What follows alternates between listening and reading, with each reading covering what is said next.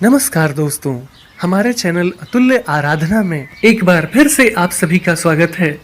यूं तो हर बार हमारी यही कोशिश होती है कि हम एक से बढ़कर एक ज्ञानवर्धक वीडियो लेकर नियमित रूप से आपकी सेवा में उपस्थित होते रहें, पर इस बार का वीडियो कुछ ज्यादा ही खास होने वाला है। इसलिए आप सभी से निवेदन है कि इस वीडियो को अंत तक अवश्य देखें ताकि आपको इसका वास्तविक आशय समझ आ सके। और अब यदि आप हमारे चैनल पर नए हैं या फिर आपने हमारा चैनल अभी तक सब्सक्राइब नहीं किया है तो प्लीज इसे अभी सब्सक्राइब कर लें, साथ ही बेल आइकन प्रेस करना ना भूलें ताकि आपको हमारे आने वाले सभी नए वीडियोस के नोटिफिकेशंस मिलते रहें।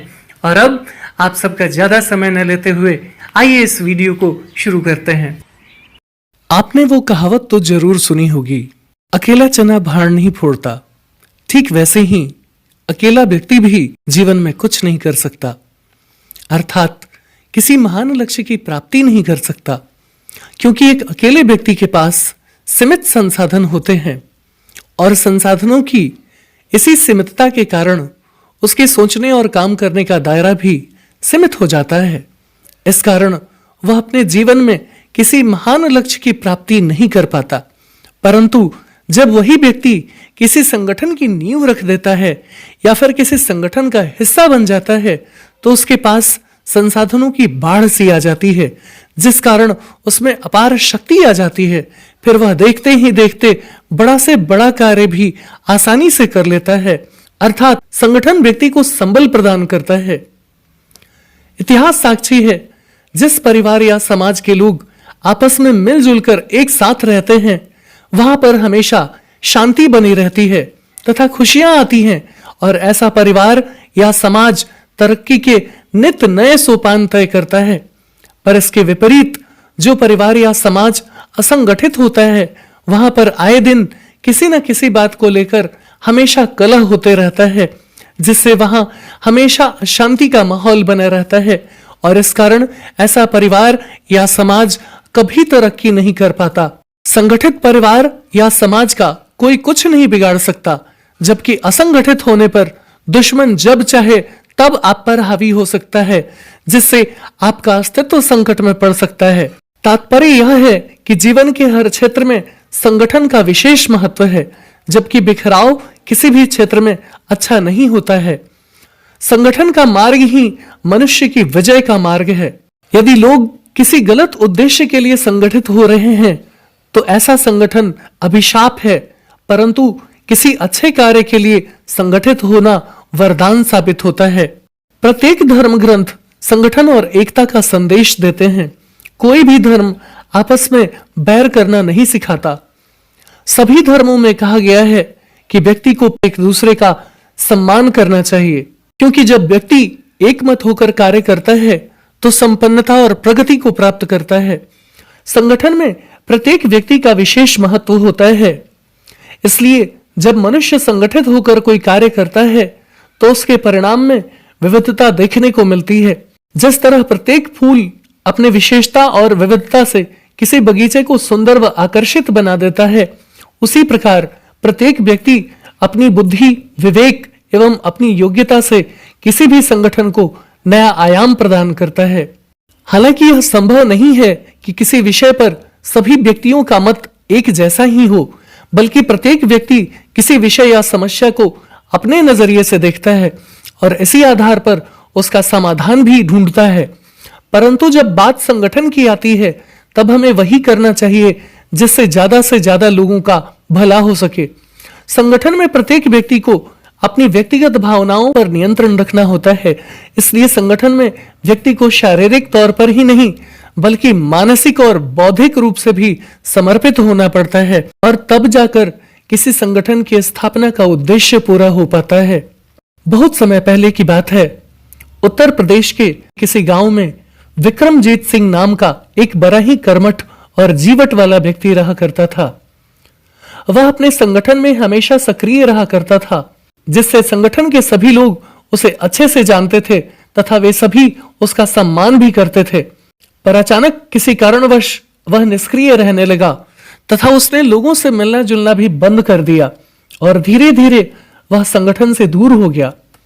पर जब इस बात को कई सप्ताह बीत गए और उस व्यक्ति की कोई खबर नहीं मिली, तो एक दिन उस संगठन के मुखिया पंडित दीनदयाल उपाध्याय ने उससे मिलने का फैसला किया तथा बिना किसी को बताए चुपचाप उसके घर की ओर चल पड़े। जब वे उसके घर पर पहुंचे तो उन्होंने देखा कि वह आदमी घर पर अकेला ही था तथा कुछ लकड़ियां जलाकर सामने बैठा आराम से आग ताप रहा था। उस आदमी ने बड़ी खामोशी से पंडित जी का स्वागत किया। फिर दोनों चुपचाप बैठे रहे और घंटों उस आग की लपटों को ऊपर उठते हुए देखते रहे। कुछ देर के बाद पंडित जी ने बिना कुछ बोले अलाव में से एक जलती हुई लकड़ी उठाई और उसे एक किनारे पर रख दिया। फिर शांत बैठ गए। पर मेजबान हर चीज पर ध्यान दे रहा था। लंबे समय से अकेला होने के कारण वह मन ही मन आनंदित भी हो रहा था कि वह आज अपने संगठन के मुखिया पंडित दीनदयाल उपाध्याय के साथ बैठा है। पर उसने देखा कि अलाव से अलग की हुई लकड़ी की आग की लौ धीरे धीरे कम हो रही है तथा कुछ ही देर में आग बिल्कुल बुझ गई। उसमें कोई ताप नहीं बचा तथा उस लकड़ी से आग की चमक भी जल्दी ही खत्म हो गई। कुछ समय पहले तक उस लकड़ी में जो उज्जवल प्रकाश था, जो आग की गर्मी थी, अब वह एक काले और मृत लकड़ी के टुकड़े से ज्यादा कुछ शेष न था। इसी बीच दोनों मित्रों ने एक दूसरे का बहुत ही संक्षिप्त अभिवादन किया, कम से कम शब्द बोले और जाने से पहले पंडित जी ने आग से अलग की हुई उस बुझ चुकी लकड़ी को उठाया और उसे फिर से आग के बीच में रख दिया। और देखते ही देखते वह लकड़ी फिर से सुलगकर लौ बनकर जलने लगी और चारों ओर रोशनी तथा ताप बिखेरने लगी। थोड़ी देर बाद पंडित जी ने मेजबान से विदा लिया और वापस चलने को हुए। पर जब वह आदमी उनको छोड़ने के लिए दरवाजे तक पहुंचा तो उसने बड़ी विनम्र स्वर में पंडित जी से कहा, मेरे घर आकर मेरा हाल जानने के लिए आपका बहुत बहुत धन्यवाद। आज आपने बिना कुछ कहे एक बहुत बड़ा सबक सिखा दिया। यदि देखा जाए तो वास्तव में यहाँ अकेले व्यक्ति का कोई अस्तित्व नहीं है। संगठन का साथ मिलने पर ही वह चमकता है और रोशनी बिखेरता है, पर संगठन से अलग होते ही वह इस लकड़ी की भांति बुझ जाता है। तात्पर्य यह है कि किसी संगठन के साथ जुड़ने या फिर एक दूसरे के साथ मिलजुल कर रहने से ही समाज में हमारी पहचान बनती है। इसलिए हमारा संगठन हमारे लिए सर्वोपरि होना चाहिए तथा संगठन के प्रति हमारी निष्ठा और समर्पण किसी व्यक्ति के लिए नहीं बल्कि उस संगठन से जुड़े विचारों के प्रति होने चाहिए। फिर चाहे वह संगठन सामाजिक हो, राजनैतिक हो, धार्मिक हो, व्यापारिक हो या फिर शैक्षणिक या सांस्कृतिक संगठन आदि ही क्यों न हो, पर बिना उस संगठन के प्रति निष्ठा और समर्पण का भाव रखे उसे सुचारू रूप से नहीं चलाया जा सकता। इसलिए जहां तक संभव हो हमें अपने संगठन के प्रति निष्ठावान बने रहना चाहिए तथा एक प्रतिबद्ध योद्धा की तरह समर्पित भाव से अपने संगठन के हितों की रक्षा के लिए प्रयास करना चाहिए। सिर्फ तभी जाकर किसी संगठन की स्थापना का उद्देश्य पूरा हो सकेगा तथा उसकी सार्थकता सिद्ध हो सकेगी। और अब इस वीडियो में इतना ही। यदि आपको हमारा वीडियो अच्छा लगा हो तो प्लीज इसे लाइक करें और ज्यादा से ज्यादा शेयर करें ताकि हमारा मनोबल यूं ही बना रहे और हम एक से बढ़कर एक ज्ञानवर्धक वीडियो लेकर नियमित रूप से आपकी सेवा में उपस्थित होते रहें।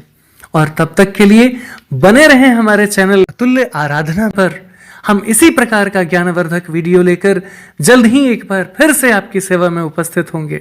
जय हिंद, जय भारत।